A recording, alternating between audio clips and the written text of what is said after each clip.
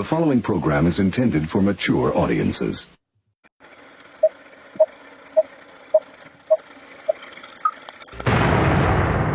Rudy's Revelation. The New World Order. This is a conspiracy.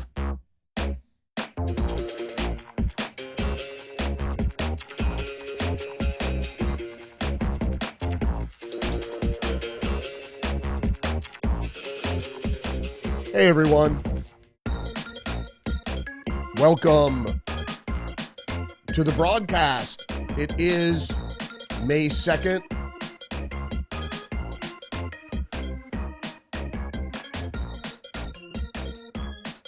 Broadcasting a little early today. I got socked with a bunch of technical issues revolving around my cell phone. And so I'm going to have to address that ASAP. What the fuck? And the stream is fucked up already. All right, I don't know what I can do about it, but let's see. There I am. All right, so today we got some breaking news, and plus I'm going to delve into what Tulsi Gabbard said on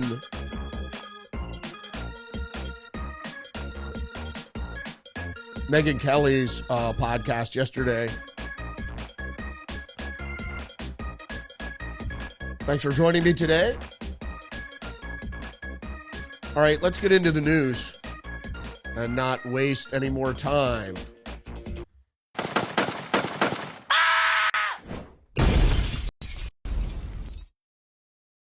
We're going to start out with the breaking news. Business Insider, a hotter than expected job report shows U.S. employment is holding strong as tariffs swirl. The U.S. added 177,000 jobs in April, more than the forecast of 138,000. There was actually ADP was reporting just this week that there were only going to be 77,000 jobs added. The forecast was 138,000. Unemployment stayed at 4.2 as expected. The new job report comes less than a week after the Federal Reserve decides on interest rates a week before. The U.S. added 177,000 jobs in April, surpassing the forecast as unemployment remained at 4.2%. This is really important because the economic foundation numbers are stronger than expected in the last two monthly reports. Now, as I forecasted or predicted yesterday, what it looks like we're going to have is inflation approaching that 2% benchmark, which is going to set up the Federal Reserve for lowering interest rates by a full point in June.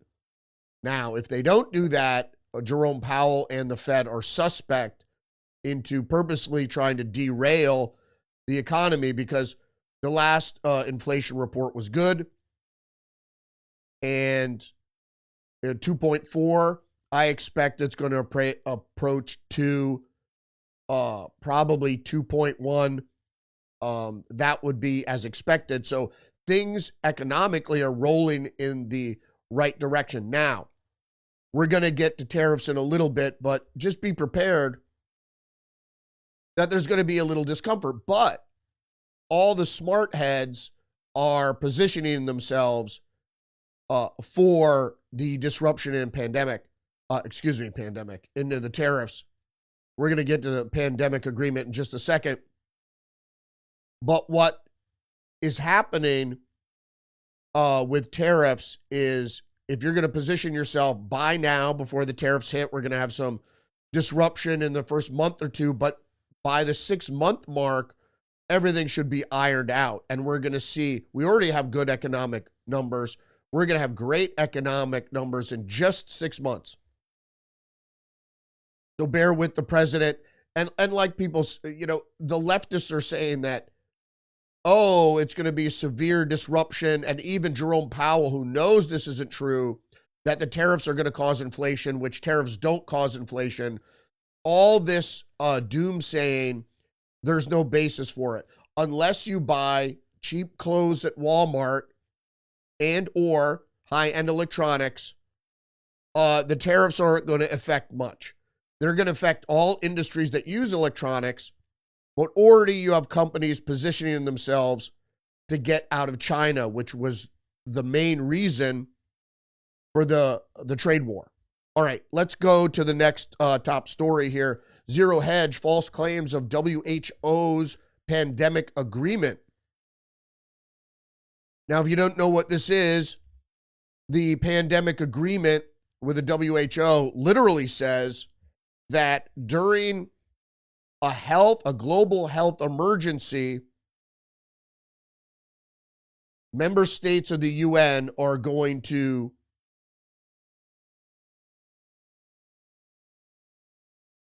lose their sovereignty and, well, give up their sovereignty to the UN and the WHO.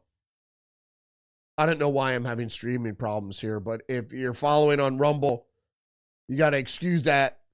As I was powering up today and getting ready for the podcast, there were a lot of signs that something was amiss. So excuse me for that. All right, let's get into the story. The WHO likes a good story. The pandemic agreement, the international pandemic agenda, is intended to support, which it is intended to support, are based on a series of demonstrably false claims indeed. There is evidence of a rising risk of severe naturally occurring pandemics due to a rapid exponential increase in infectious disease outbreaks. This is demonstrably false, and they're not naturally occurring. As we know, with most things going on around the globe, things are controlled by humans. A massive return of financial investment is expected from diverting large resources to prepare for, prevent, or combat these, which is just a handoff to the pharmaceutical industry. And the COVID-19 outbreak was probably of natural origin and serves as an example of avoidable death and financial costs we will incur again if we don't act now. Now, it's this last point that is not only demonstrably false, but is the crux of or the demarcation between the establishment lies and propaganda and really population control, which is the bigger agenda there, New World Order agenda, and the people trying to dismantle the propaganda and the narrative to get down to the truth, or at least let people know what the truth is. It's like RFK Jr., all right, maybe he likes vaccines, maybe he doesn't, but the point is, when he talks about transparency, is, and with Ron Johnson of Wisconsin, that senator there probing into 9/11, is getting down to the truth. As long as you let people know what the truth is, they're adults, they can make their own decision. But when you lie to them like Anthony Fauci did and say cloth masks work, which they don't, and that you could catch an airborne illness outside in the sunshine when the wind is blowing, that's demonstrably false. But nobody in the healthcare community ever said that, ever said, hey, if you're outside, you're safe. I mean, in the early parts of the pandemic, even I was wearing an N95 mask outside around people because I was caught in with what I know, which was the gain of function research was producing terribly deadly and transmissible diseases. We didn't know where we were in January of 2020 as far as that was concerned. But it was apparent by March that the disease was not a deadly disease per se.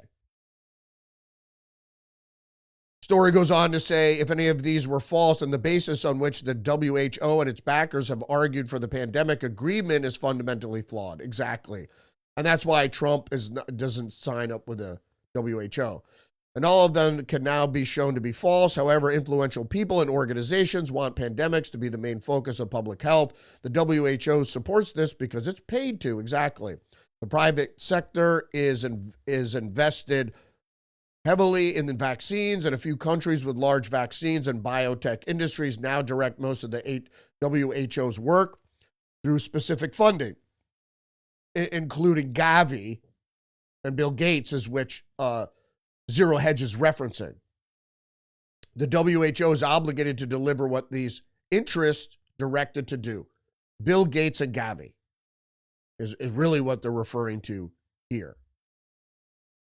All right, and the reason this is important is because of this next story, and this is what has to do with the propaganda and the narrative surrounding the COVID-19 pandemics in general, and what the healthcare establishment was telling people, which, as I just said, is demonstrably false and is mind control, really, because if they put you in a state of trauma and fear, really they can direct you to do anything.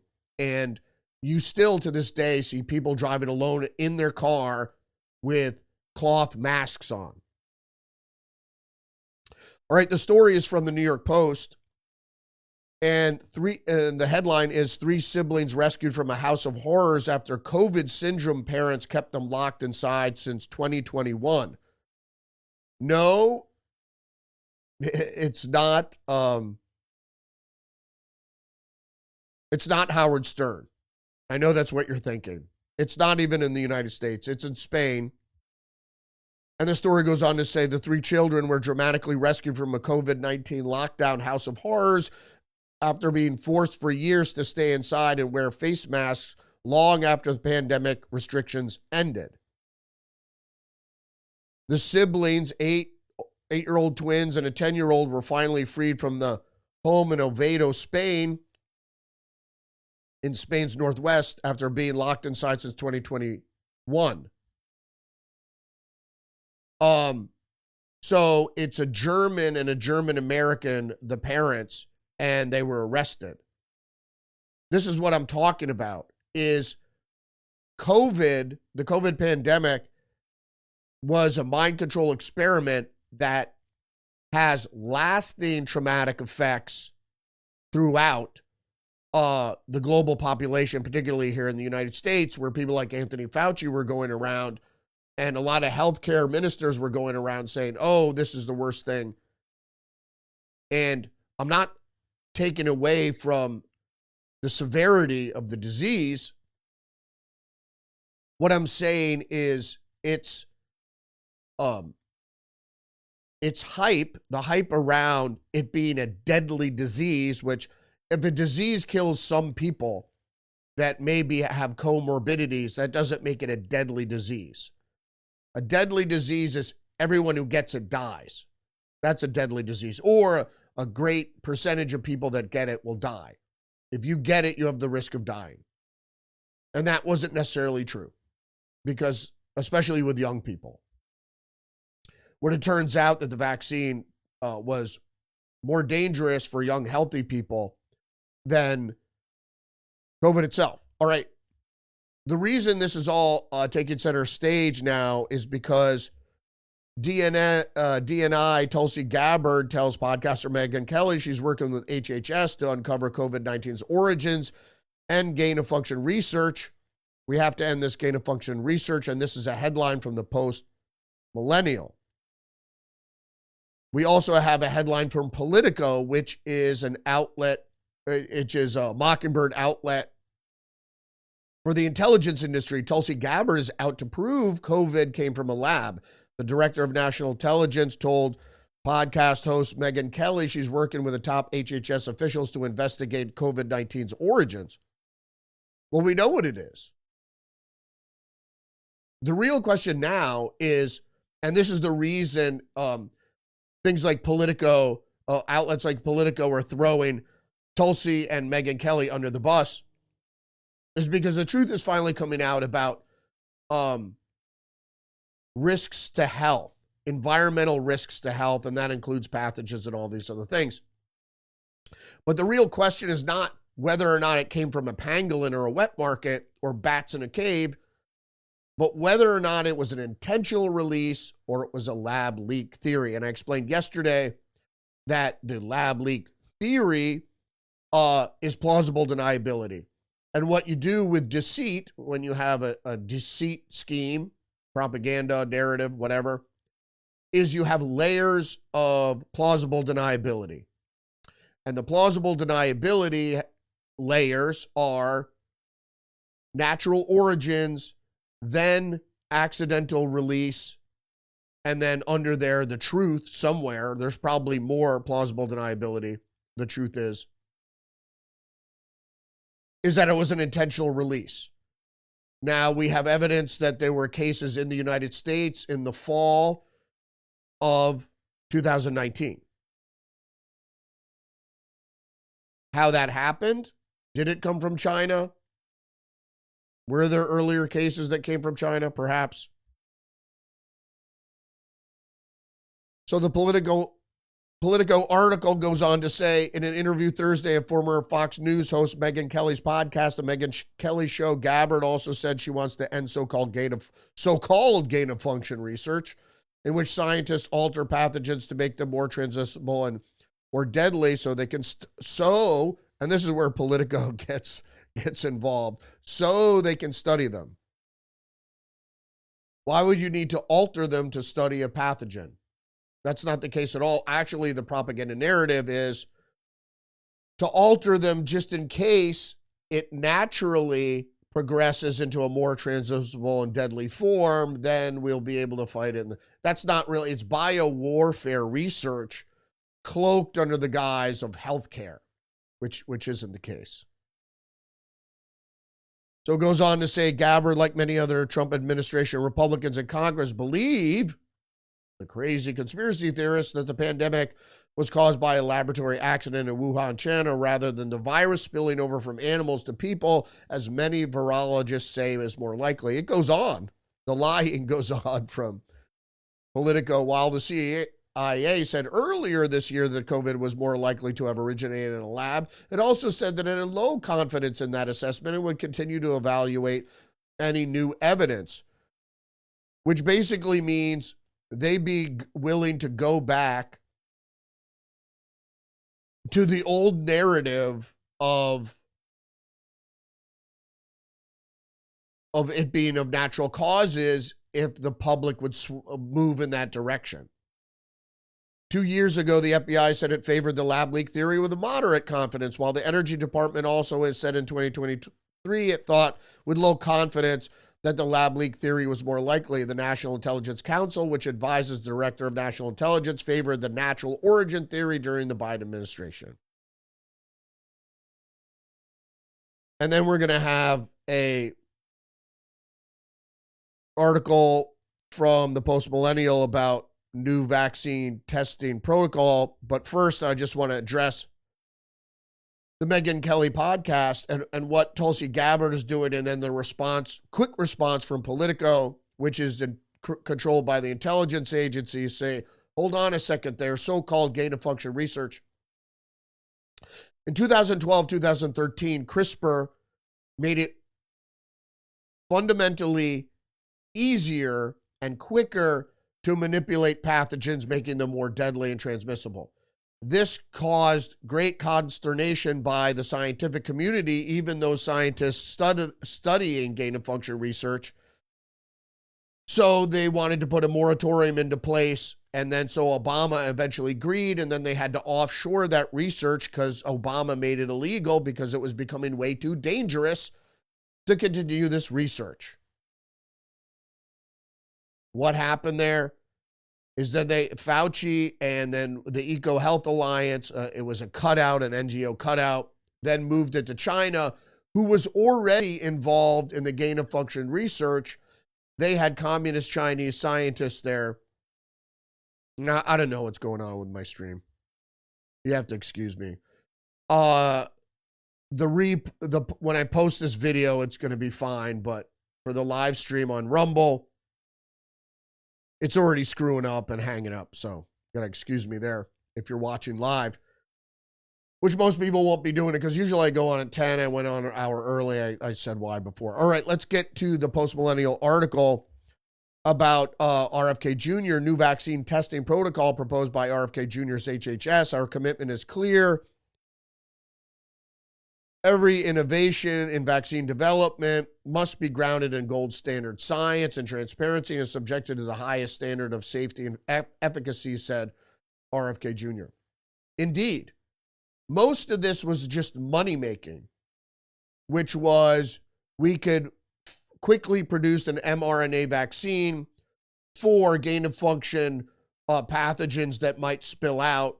And so, although it might be detrimental to civilization, we'll be making money on the vaccines on the back end. Story goes on to say Health and Human Services Secretary RFK Jr. has proposed changes to vaccine testing. A shift from the agency intends to increase transparency. The pending changes require all new vaccines to undergo placebo testing and experiment where some people receive a vaccine while others receive an inert substance, and scientists compare the results. And placebo testing, just what it really proves is the fact of the power of the human mind, that if you believe you're taking something that's going to help you, your body responds in kind. So you should always have a positive mindset when you're sick, because that's going to help you. All right, other big breaking news. CNN is reporting Farage's right-wing Reform Party narrowly wins another seat in British Parliament. And of course, they have to use the derogatory right-wing, not conservative, not populist, but right-wing. And that intimates extremism. And we're going to get to that in just a second. Let's get back to the article, though. The right-wing party, Reform UK, it's not really right-wing. Just because you oppose immigration doesn't make you right-wing. Led by Nigel Farage, won a seat in Parliament by a handful of votes, just 6 votes actually, and look to make more gains this in results Friday. So more winning is coming. Labour easily won the district in last year's national election, but its lawmaker Mike Amsbury was forced to quit after he convicted of punching a constituent in a drunken rage. I told you the left is the worst. Although Reform's victory was one of the narrowest in British history, Farage said it's a very, very big moment indeed. Populist political parties, particularly conservative populism, is making huge gains all around the globe. It's because they're rejecting the neoliberalist agenda, which, began on a platform of helping the indigent and working class, and then the veil was lifted, and it turned out they were helping the corporations and trying to, under the guise of, here you're going to get your socialism, under the guise of this, learning about and promoting New World Order agenda. Don't worry, we're going to take care of everybody when the socialism comes in and you're going to be displaced by machines. And the reason is that why this is important is because BBC is reporting the AfD classified as extreme right by German intelligence, and that's the BND. Germany's Alternative for Deutschland party has been designated as right-wing extremist by the country's Federal Office for Protection of the Constitution. That's the BND. That's one of the worst intelligence services in the world, is the BND in Germany. They were really modeled after the Stasi after unification. They adopted a lot of what the Stasi had, they learned from the Stasi, and they become extremely authoritarian. And they've been up my ass and constantly bothering ICANN into revealing who I really am. Because the BND was threatened by my 200 subscribers and my, suppressed view count. It's not how many are watching, but who are watching. The article goes on to say the ethnicity and ancestry-based understanding of the people prevailing within the party is incompatible with a free democratic order, the New World Order. Domestic Intelligence Agency said the BND said in a statement. People, sure, there's some ethnicity-based people that are resistant to immigration, but the working class has been abandoned by neoliberal policies, and especially in Europe, the forced immigration onto the populists, and then those immigrants fail to assimilate or aren't encouraged to assimilate and are sucking off the tit of the socialist state, but you have to understand that's what they want.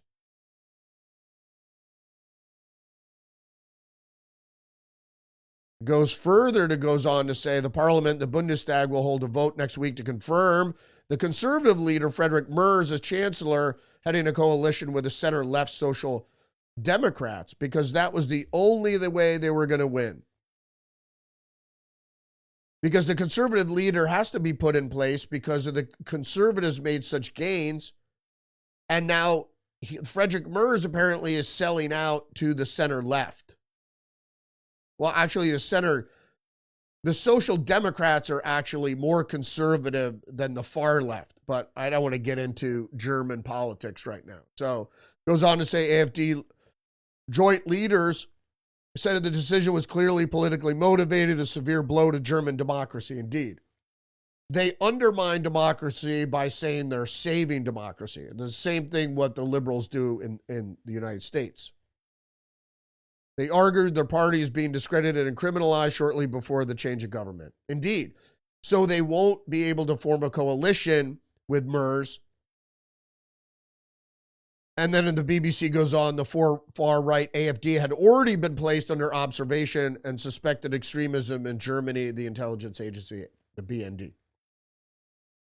This is the same thing that happened in this country, and they're trying to criminalize MAGA. It's happening all over the world, and that's why you see the resistance. The same thing when you have children of parents that are authoritarian, they resist. Even if they don't understand why they're being restricted in their behavior or whatever, they're going to resist. And so it's dawned on people, the liberals, they thought that meant freedom, is actually giving them less freedom. More news from the New York Times. Appeals court allows Trump to block money for federally funded newsrooms for now. The outlets Radio Free Europe and Radio Liberty, Radio Free Asia and Middle East broadcasting networks have had to scale back their news programming. But the real headline today is not that from the New York Times. It is Trump cuts funding to Radio Liberty and all these outdated propaganda networks, which are actually being used to undermine the real American message of freedom. And if you're watching on Rumble, you should just listen because the video stream is being fucked up. And then we have an article by Zero Hedge. Radio Liberty let the cat out of the bag regarding the EU's game plan for Ukraine. And what is it? The unnamed officials who they cited in their recent article confirmed that they envisage buying the Europeans time to assemble a reassurance force in the western part of Ukraine and organize air patrols there. And so what does that mean? So that means that the European Union's plan during any peace accord is taking that time to put European troops in Western Ukraine, which Russia said they will attack, and then we're off to the races in World War III, and use air patrols, with basically enforcing a no-fly zone in Western Ukraine. So that's the same thing Hillary Clinton wanted to do in Libya, in Syria, where the Russians were at the time, which, again, would have created World War III. So it's the same playbook. But Radio Liberty let the cat out of the bag there. And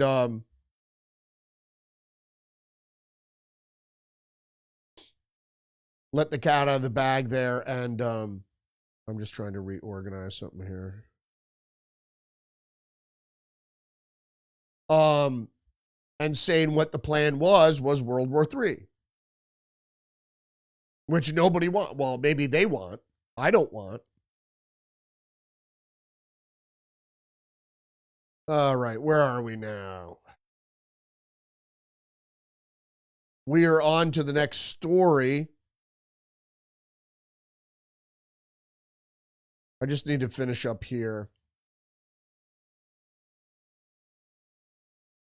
With the Zero Hedge article about Radio Liberty, the reported game plan is keeping the Americans on board the peace process, sequencing the conflict by clinching a ceasefire that'll later lead to a lasting peace, and using the aforesaid interim period to carry out the aforementioned military moves for pressuring Russia into more concessions. It's really not going to be more concessions as much as it's going to be World War III. And the Europeans are going to have to go it alone, because with Trump in the office, nobody wants this. Who gives a shit about Russia? Who gives a shit about the Donbass or Crimea? You know, what are the Ukrainians going to use it for? Why do the Ukrainians need it? Right?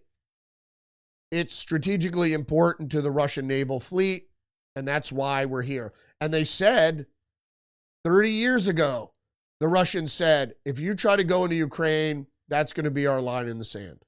And that was way back when the NATO line was back at Romania. Not even at Romania. It was even further in. Further west. Not 1 inch eastward. All right, the Washington Times, Trump suggests secret to success in Alabama students during commencement speech. That was last night. And he talks about people in their 20s doing great things, including James Madison, James Monroe, Alexander Hamilton, and Thomas Jefferson, when they were just 25. Don't waste your youth, he said. Go out and fight right from the beginning.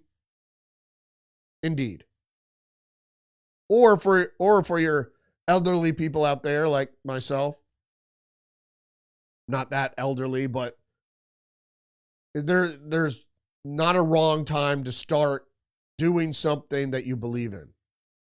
And I'm not talking about OFA, dyeing your hair blue and Molotov cocktailing or going to the White House and singing songs or whatever. I'm talking about what you can do right now from your home base. You don't need to be activated. Just be engaged. All right. I'm not a keynote speaker, so. All right, New York Post, gender dysphoria should be treated with therapy instead of transition treatments. Massive Trump-ordered HHS report urges. The Umbrella Review found that the overall quality of evidence concerning the effects of intervention on psychological outcomes, quality of life, regret, or long-term health is very low. The HHS gender dysphoria report determined in an assessment of common studies of transgender treatments. This indicates the beneficiary effects reported in literature are likely to differ substantially from true effects of the interventions. President Trump signed an executive order in January ordering HHS to conduct a review of best practices for treating gender dysphoria within 90 days, which was released on Thursday. And little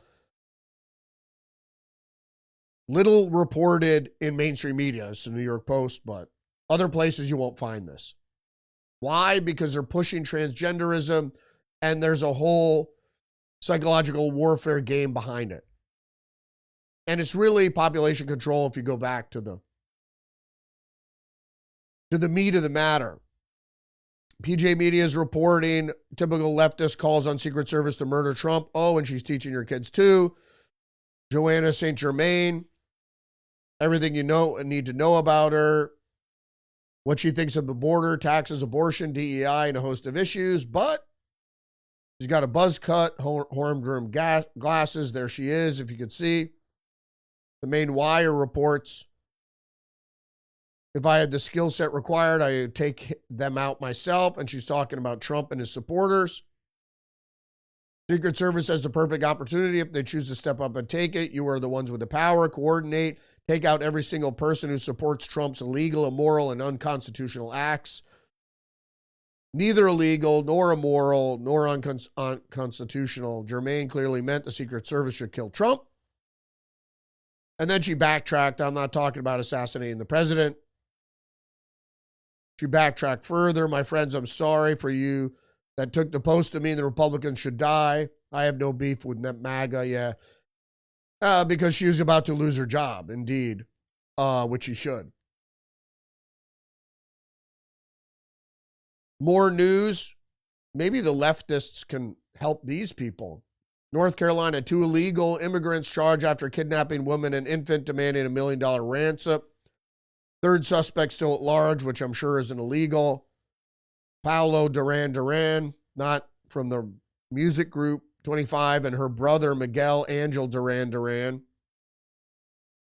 23,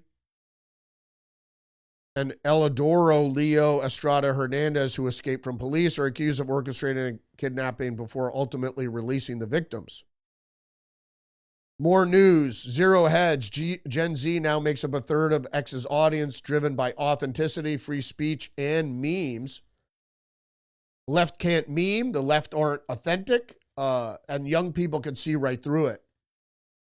I think the young people, the Gen Zers, who are leaning more conservative, they're the ones that resisted the brain drain of social media and or OFA sponsored psychological operations and or dietary issues with processed foods and stuff like that. Because it was really the Gen Zers who started the movement to move away from smartphones.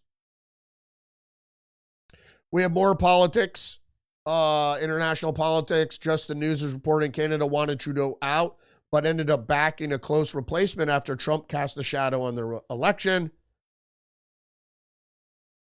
Newly elected Prime Minister Mark Carney replaced the highly unpopular Justin Trudeau's Liberal Party and restored the left's alien brand and cruised to victory. But he was previously governor of the Bank of Canada and the governor of the Bank of England. So he's a banker. So just like I said, it's a corporate public-private partnership that the neoliberals promote. When they used to not take corporate money, they started taking corporate money in the 70s, and I'm speaking specifically about the Democratic Party, and just coincidentally at the same time, wages froze. What I said previously about Mark Carney, he didn't win, it was a cheat, and it wasn't Canadians, maybe some Canadians who are mostly liberal were fooled into voting for him. They didn't even give the conservatives a chance. I believe the whole thing was rigged. It was unlikely they were going to allow another populist conservative to take the reins of another important country, being Canada. New York Magazine, The Intelligencer, all by himself. John Fetterman insists he is in good health, but staffers past and present say they no longer recognize the man they once knew. Yeah, this is just people are against Fetterman because of his centrist stance. And so they're now the liberals are trying to oust him because of his centrist stance, the willingness to cross the aisle to work with Republicans. Because he's smart. Smarter than Gavin Newsom. But now, all of a sudden, now that he's recovered from his stroke, now he's off his meds. I thought I had the text from the story here. I don't know. The Daily Beast is reporting Laura Loomer takes victory lap after Walz's ouster and calls for more blood. She was just picking out that a lot of Walz's staffers were neocons that were culpable in undermining Trump. Loomer claimed credit for the firing of Walz and his deputy, Alex Wams, who she targeted in a flurry of critical posts in March that accused him, the son of Chinese immigrants, of advancing Chinese interest over America's. And a lot of people do that. That's without a doubt. Zero hedge. Out in 60 days, U.S. firms plan accelerated China exit. This is muy importante. If you could do it in 60, if they could do it in 60 days, anybody can. First tariff bill has accelerated efforts to leave China in 2 months with serious consideration of restoring supply chains in the United States. And that is from Wise Labs. We just got our first tariff bill. We imported $167,000 worth of floodlights and then had to pay $255,000 in tariffs. So it's meant to drive manufacturing and business back to the United States, which it has done. Why does this happen? Like late in the game here.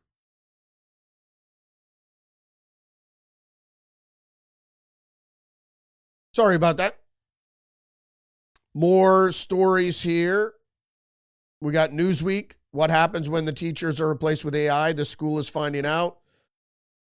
This is Alpha School, a private pre-K through 8th grade institution that utilizes personalized artificial intelligence to teach an entire day of core academic lessons in just 2 hours. Wow.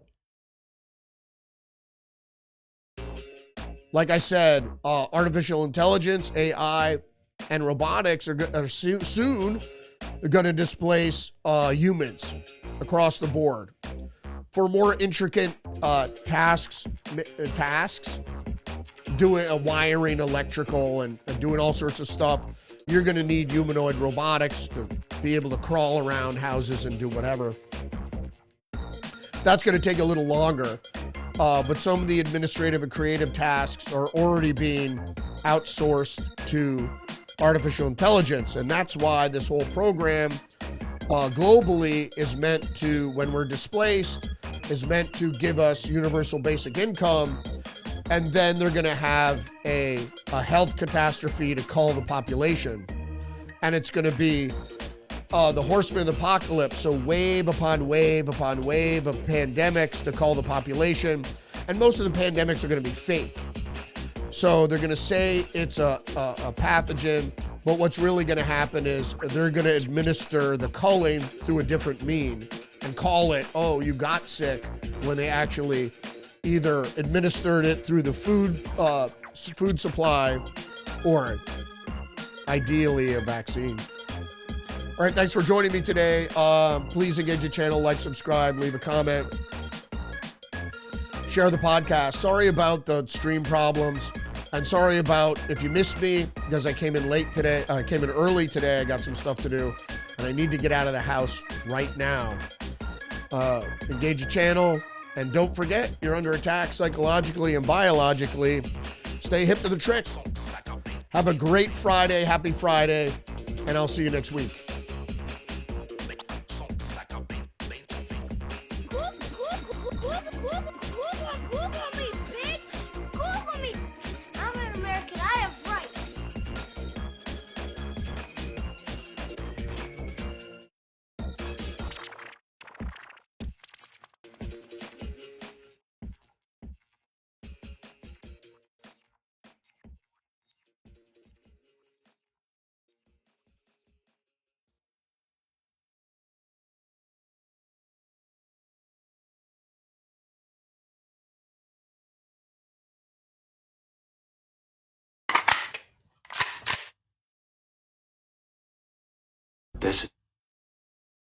This is a conspiracy.